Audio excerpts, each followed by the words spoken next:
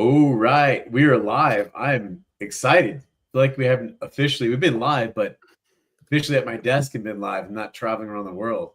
Yeah, exactly. We're gonna be more consistent too. Exactly. So But welcome everyone. We're back. We've gotten actually a lot of feedback from people who really enjoyed our conversations. So I'm Dr. Cody Golman, and you guys may have met Aaron James. yep. All right. Hi everybody. Good to be back. Thanks for having me on, bud. Yeah, absolutely. We love doing these conversations. So we wanted to kind of have a lot of the feedback we're getting from people is like, hey, we love your conversations because a lot of stuff that we're bringing up isn't common knowledge. And it's interesting. I've been working in the natural healthcare field for over 20 years, and 20 something years ago, I was watching what people were being taught about health, and it was so backwards. And it's funny because it's still backwards, and some of it's even getting worse. So we love kind of bringing conversations that wouldn't normally be talked about.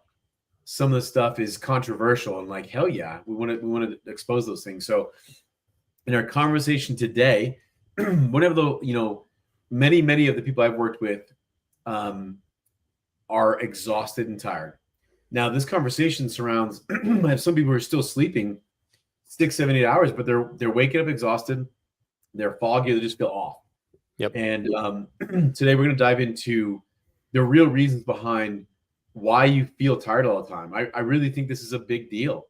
Like, without energy, you're not great in your relationship if you're tired. Yeah. You're not having as great a sex. You're not taking care of yourself. You're not showing up in your business or your career when you're exhausted. Not making great decisions. Yeah. Right. So we're going to talk about sleep, but not just about sleep. We're going to talk about hormones, nervous system, some internal rewiring, and how to get back, your real self, your real energy. So anything you want to say about that? Yeah, I like to kind of put it as, I love this subject because it's one of the things that you can do. I like to ask the folks in question, what's the one thing I can do such that by doing it makes everything else easier or unnecessary? And it's sleep, recovery, the body recovering. Like, it is one of the best performance hacks. Freaking sleep, get the REM, get the deep sleep. But I like to also look at it as a doctor, a psychologist taught me this. He's like, when you're not resourced being you're well slept, you're recovered there, you're well sexed, and you're fed. Food, sex, and sleep are meaning you're showing up resourced in your life, in your business, in your relationships. When you are unresourced, meaning any one of those things is minimalized or below par, that is going to affect your state. That is going to affect how you're showing up in your life. So this is about being more resourced, but we're just going to focus on the sleep one today. And what were the ones? Basically, sleep, sex, food. Okay, I like that. So that might be, we could do one topic on each one of those. So let's jump into this with sleep. So one of the first things is that your quantity of sleep does not equal the quality. And so I have people who are sleeping 8 hours, but you got to understand there's so many factors, because we've got the factor of deep sleep versus superficial rest.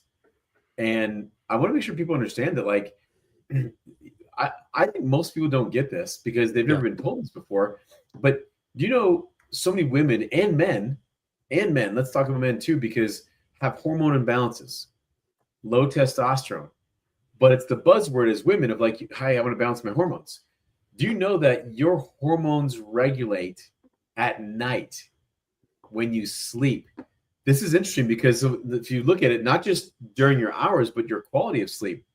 There are cortisol. We've talked about cortisol in some of our past episodes, but cortisol literally regulates during deep sleep. So this is interesting because you won't even so you can't function all day long, driving really hard, having terrible sleep, and expect for your cortisol to be balanced. So it's important to understand that sleep is really a healing signal, not a shutdown switch. Right. So I think it's nice to be able to look at it like that. Your body kind of asks, like we talked about safety, your body asks, am I safe? Am I safe to go and heal? So if your brain doesn't feel safe, it won't repair. And so part of this has to do with getting out of survival. So one of the things I love focusing on here is can we get my sleep dialed in, because it pulls me out of survival mode into thrival mode. Dude, this is such an important topic, right? What is the most vulnerable place you can be? The vulnerable situation? Sleeping, right? Ooh. We need to be able to completely surrender, completely shut off and surrender to this ability to heal. But most people, especially entrepreneurs, men and women, will be just cranking on their business, hustling, and then like right before bed, get so tired, shut the laptop, finally wake up, open the laptop, get to emails, get to this stuff, back into the hustle. Like, oh, I got 7 to 8 hours. Like, no, you didn't. You got the time in, but you didn't get the quality in. You didn't get the effect. So it's a really important thing to be able to. I want to reframe it into make sleep ceremonial. If we get into ceremony with sleep, that means we spend half our life in bed, right? Half our time, 8 hours, 7 to 8 hours a day, almost half. But that's a lot of time. So we can reframe, and we can talk a little bit about this more, making it really, really important. We're going to have an overall better quality of life in every single area of our life. Ooh, that's huge. Love that. Good frame. So here's a few things then. So let's look at the three energy thieves, okay, that no one's talking about. Let's call it that, okay? So one, and the first one is hormone balance. And I really want to talk to not just the women, but the men, because listen, if you were listening to this and you're a man, men, you have the same hormones that women do. Do you know that? You have the same hormones. What happens in a 30, 28, 30 something day cycle with the hormone changes, we have in 24 hours. I don't know if you knew that. It's pretty cool. Yeah, we go through the same changes, but it happens like this. So it's not so drug out, right? The phases of this thing, right? So hormone imbalance happens with all of us, okay? So one of the things we've seen is cortisol can be too high at night. And you were just talking about that, man. So melatonin, when your cortisol is high, melatonin can't do its job. Now, it's funny because most people don't know that melatonin is literally made by your body. Right. Some people think it's only made in the lab and it comes in a in a capsule. Right. Or a gummy. I was like, melatonin, I didn't know what it was. So do you know the pineal gland makes melatonin? Yeah. That's important because many people look at the pineal gland as their, like the third eye, as awareness. So this is interesting. The gland that tunes into our greater senses, supposedly, is also the one that tells us to shut down. So I think it's important to look at that. That's a wisdom gland. Right? So interesting enough, when light hits your eyes, there's a part of the brain, it's called the suprachiasmatic nucleus. But when light hits your eyes, it turns off melatonin production. So it's important. And not sunlight. We're talking about screen time. Yes. Screen time is the biggest enemy right now. Is like, oh, I'm just, looking at it. So if you don't have the eye, like you have your glasses on right now, which are protecting you from the computer rays, you're at 3:00 our time, right? Like going into the evening, you start doing that. And we want to be on a natural circadian, we want to be on a natural light rhythm. So as it's getting darker out, we want to be winding down and not being around light sources and protecting our eyes from those light sources. Whereas most of us, let's all be honest, it's easy to be on the phone right before bed, literally. And then it's taking that melanin or that melatonin production then is dwindled.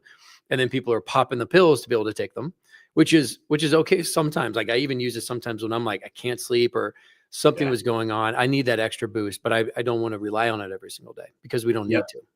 Exactly. And so one of the tips here is, so I these blue light blocking glasses, I have 4 pair, one at my desk, one at the TV, and one in each bedroom, depending on where I'm at. Nice. That's awesome. And there's a reason why, man. This sleep that we'll go in further detail in other talks. But when I started realizing that the number one anti-aging technique is good sleep. It's not Botox. It's not creams. No, it's not creams, right? Yep, not ass creams. The thing is that truly your sleep. And so I started realizing, and I actually track this. So 2 hours, whatever you guys decide your bedtime is, 2 hours before bed, put these on. I wear these 2 hours before bed, no matter what I'm doing, because I'm typically under light, watching TV on my phone. I just keep them on. So I keep one in every room. So I always have that. And it's made the biggest difference. because I don't want to trick my brain into thinking like it's like I should be up. And that's where you get when you're laying in bed and you're like, man, I don't know why I can't get to sleep, because you've literally told your body like, hey, it's light outside. So it's huge. That's huge. That's smart to have them one, in other areas of your it's house. so And cool. also like the setting. So one of the things to add on to that is setting an alarm for like, hey, it's a shutdown time. So I have a Sonos system here. And generally what I'll have is as an alarm, or what it does is like, it turns on nice, peaceful, like chakra music, or not necessarily classical, but like singing bowls, things that are calming the nervous system, so that I can know that, oh, it's time to start getting into that frame. When we want to create an anchor in our evening to start saying, okay, body, it's time to come down. So sound, right? And then getting into the pajamas or getting into some different clothing, shower, whatever it may be, getting all the senses involved to say, hey, we're starting to really lower down here. And then we can get into hypnotherapy in a second as well, like breathing differently. There's a way to begin with those 2 hours before bed, really winding down. Another big one is not eating 2 hours before bed. I know if you're bulking and you got to crush so much food, but like literally eating a big meal before bed can really mess up with your sleep for men and women. And that's funny because that is literally where I was going right before you said that. Eating too late. I've heard this before, but I didn't listen. The stuff I'm telling you guys, I've worked with thousands of people and I tested this myself. A big meal with carbs and sugar will spike your insulin, and that throws up like metabolic rhythm. So like your insulin is your body's like storage hormone. So it tells your cells to basically absorb glucose, right? So which is great after like a workout or like during the day, but at night your insulin spikes do more harm than good. So because with those insulin spikes, it's there to handle more incoming glucose. And so what's funny is because melatonin and insulin, those don't go well together. And even what do you mean? What do you mean they don't go well together? Because melatonin is released by the pineal gland saying, it's time to relax. Insulin is releasing glucose to give you energy. So it's creating stress in the body. It's creating energy, which is why people then can't go to sleep. It's almost that counteracting. Effect, okay. Right. Yeah. And then what's interesting, you even talked about bulking up. The food that gets stored, like when you eat later at night, food is more easily stored as fat when you're eating closer at night. And your liver and kidneys are forced to continue detoxing throughout the night. And so that's where I'll see sleep quality really crashes. Especially, this is what's interesting. Especially, I've tracked this on my watch.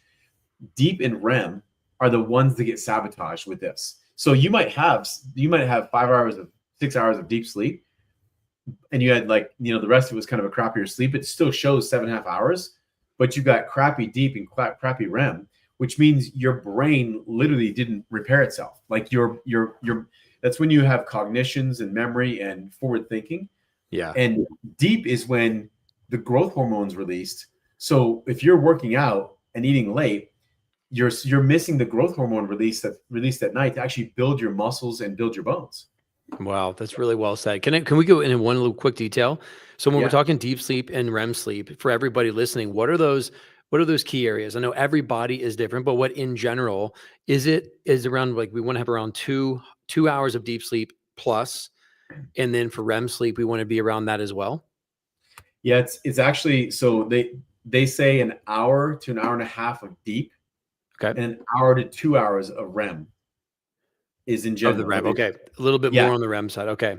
Because I've been looking at my data as well. Okay, thank you for that clarification. Yeah, it's worth knowing. I mean, these things are like, we were part of the amazing Arte group with Micro and Dan. Dr. Dan and Micro, yep. Yeah, Dr. Dan is the one that really, I got this watch because of them, and it was like, man, same.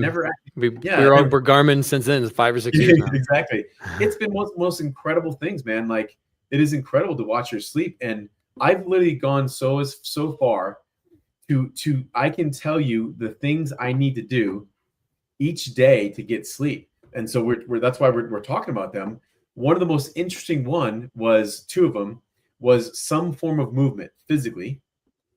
So some form of movement, whether it be a bike ride, working out, walking. If I don't do that, it's almost like your body the energy is still there. So the physical energy. But the other one I've noticed, this one it took me like 6 months to figure this out. some form of creative expression. And what I mean by that is, even if I'm like, if I have calls all day long, if I didn't put a creative expression on a new creation, I literally won't sleep. So that what I mean by it is not your daily activities. I mean, like something you're really like inspired on. You're like, you know what? I'm going to just, even if you spend 20, 30 minutes, a few hours, whatever it is for you on building something new, for me, I will sleep. But if not, the creative energy wakes me up and says, hey, I want to create. I want to create. So this one is big. Writing, yeah, writing a letter, a poem, creative expression, right? Coloring, just doing anything that's out of the typical business task kind of realm, I think is helpful. Coming up with marketing campaigns, things like that can also be really creative. So that's a fantastic one. That would be really interesting to track too. It is. Because I used to do that. I used to have notes on all the things I would do and be able to see how that sleep changed. And I was able to track all those things as well as on the Garmin. That'd be an interesting one. But if anybody wants to do that, yeah, DM me. It is really cool to see. I'm a sleep snob, so let me just say this to other people too, because when I've been in relationships, and this might sound abrasive to someone, but when I've been in relationships, I'm a very productive person. I've got a lot done in my life before I was 40, and one of the reasons I think was because I decided to focus on sleep. So I'm gonna say some things that are very unpopular. You got to choose a sleep time, the same sleep time. Yeah. Every night. Now, listen, we might go out and hang out, but I mean, during the week, like choose the same sleep time, like get yourself trained the same sleep time, because your body needs to know that it can turn off at the same time. And so I'll do that. But the reason I'm saying this is I don't have serious conversations 2 hours before I go to bed. Yeah. And because first of all, I am triggered as fuck when I'm tired. Been there. I'm not resourced, and I will argue, and I can't think rationally. So that's one reason. But also, even not just that is I have just like I have so many inspiring friends, but I won't talk to my inspiring friends or any friend between 7 and 9, because they'll get me charged up and juiced up, and I'm like, I'll be up till midnight thinking about this new creative thing that I want to do. So true. I'm just telling you guys honestly, and that's not popular in relationships. So I've heard, hey, like I can't talk to you between 7 and 9. Yeah, unless you want to talk to the devil.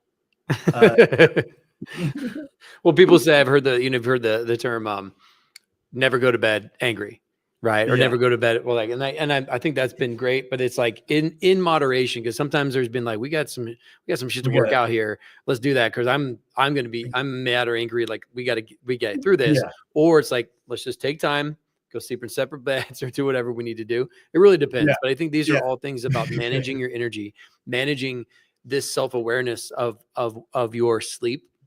It's, again, honoring it like a ceremony. Ceremonial thing. So I think these are all really helpful for us to talk about. Everyone's got different things, but if you're going to choose to make a rule like that, you also got to choose, well, when do you talk about these things? It can't just be, you know what I mean? So that's the other side of it is, and I'm a morning person. During the day, I'm like, I'm here. I'll listen. I'll face these things. So anyway, it's interesting just to look at it from that angle. One of the other sort of energy thieves we're talking about here is a nervous system overload, and so many of us are stuck in a sympathetic state with being so busy. This is where I think breath work really comes in. I've got a massage chair. I literally do 10 to 15 minutes right before bed, and I do breath work while I'm in that chair. And I've seen the most incredible, the difference I'll see with breath work for bed is instead of laying there for 30 minutes or an hour, I'll be to sleep in 5 to 10 minutes if I do breath work for bed. Yep. And to just kind of double down on that real quick. So there's a dysregulation or deregulation in your system. And then there's an activation in breath, just your simple breath. So if we're breathing in for a shorter time than we are longer. So if we're breathing out longer than our inhale, we're going to deregulate our system. So in for 4 and then out for 7. Nice, long, big out exhale.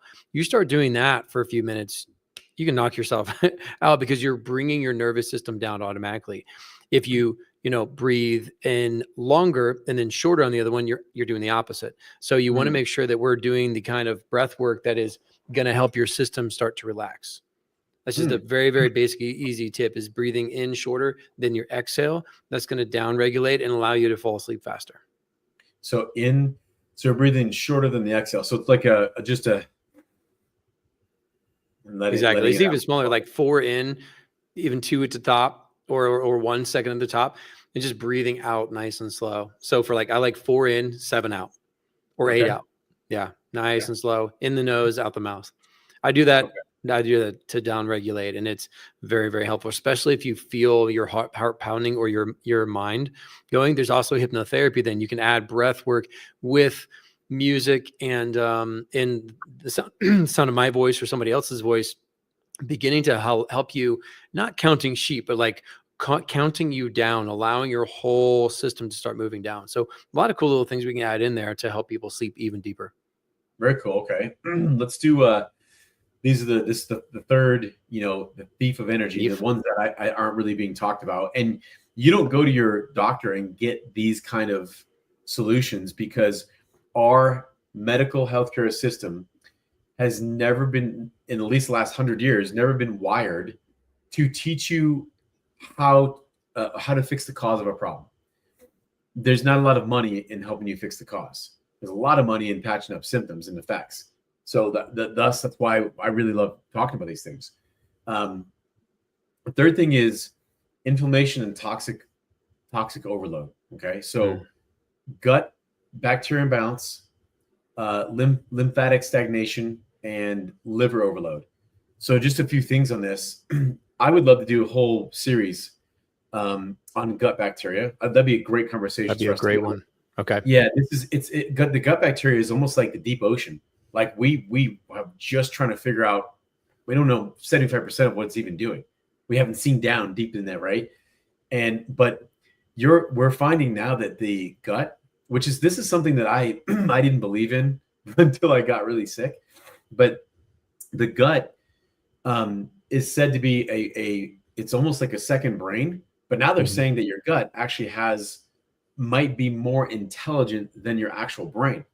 And so the gut bacteria, most people don't realize that your digestive system doesn't know how to digest food without gut bacteria. And so the gut bacteria, you can literally have a major imbalance in your gut bacteria, be walking around and think you're fine, but you'll start having more arthritic conditions.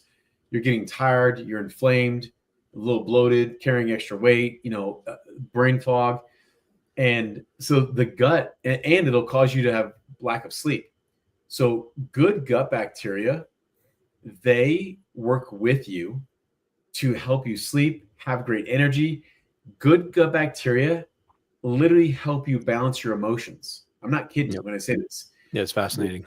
It really is. Bad gut bacteria, and when I say bad, good bag's relative, but bad gut bacteria, the ones you don't want, they want you to sleep terribly because you become a weak host.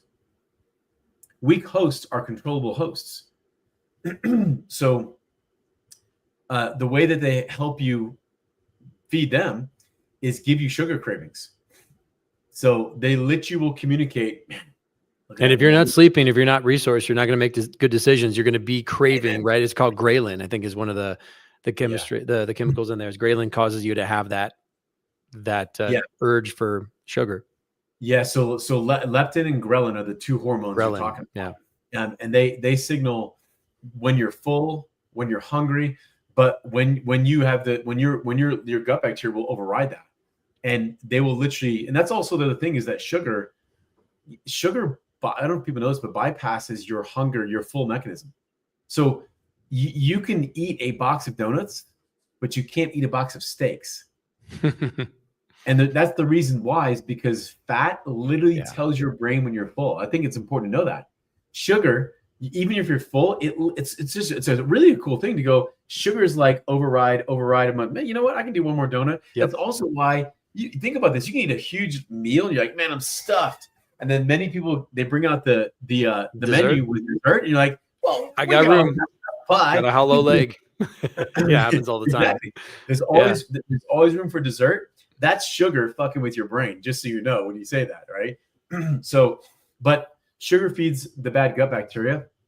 And so what happened is they want you to be lethargic during the day, stimulated at night, and therefore you become a really weak host that they can control. So just that's a big deal. That's a big huge deal. Oh, thank you. These 3 thieves are awesome. How do we want to wrap up? What else we want to say?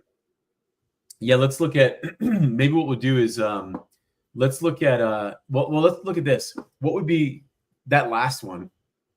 What would be ways that you can balance your gut bacteria? Because we talked about the second one, nervous system overload, breath work to downregulate. We talked about really balancing, like making Light sure exposure. you turn off at a certain time, even mental stimulation, light exposure, gut bacteria. How do we balance that to literally help sleep? That would be worth people knowing, I think. So cutting out sugar, I would highly recommend cutting out sugar and simple carbohydrates for 30 days. You're in for a journey, because when I say simple carbohydrates, cut out bread, cereal, rice, pasta, and any sugar for 30 days and watch what happens. You will if you have bad gut bacteria, you will literally revolt. They'll revolt. And basically what you would do is you start putting in the things that your good gut bacteria like. They love onions, garlic, broccoli, the vegetables. Okay.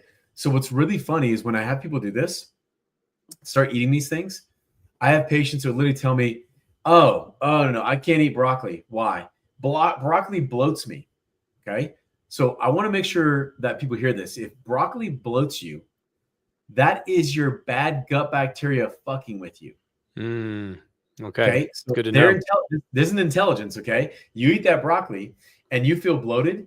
Your gut, this is what that's doing. They're literally going, let's create gases to make you feel terrible, so that way you stop eating broccoli. Dude, so smart. Genius? It's genius. What a system. I love the human body. I really like it. Now that I understand, I'm like, holy shit, this is so cool. So anyway, those are a few things. At some point, I think we should do a whole episode on coffee enema. I've become the coffee enema king. But the coffee enema, in fact, everyone watching, I've got a phone call, a video chat one time when he's kind of bent over with a hand on his head. I'm like, there's no shirt on. It's like, what are you doing, bud? He's like, oh, I'm just doing my coffee enema, and decided to video FaceTime you. It's like, oh, cool. Yes. So maybe we should do a coffee enema while we do our podcast here. Oh, I like it. God, dude. I don't know why that would be. So yeah. I still haven't done one, so maybe you need to challenge me. Yeah. The people that are closest to me get coffee enema and conversations. Some people do canvas and cocktails. I'm honored. But yeah, I do coffee enema and conversation. And true, brother. Right, exactly. So, and to wrap that up, in all seriousness, there's a gentleman who spent 30 years of his life studying the coffee enema. So, like when you hear me talking about, we're joking about it, this guy dedicated his life. He cured 50 different types of cancer. He documented it in a book called Cancer Therapy. He had to document it in a book because the American Medical Association wouldn't publish any of his research. The AMA kicked him out of the US, and him and his family moved to Tijuana, and his granddaughter still runs the clinic down there. So someone can go down, have 5 coffee enemas a day, fresh vegetable fruit juices, and cure cancer. But it's illegal to do it in America. So just so you know, it's a big deal, okay?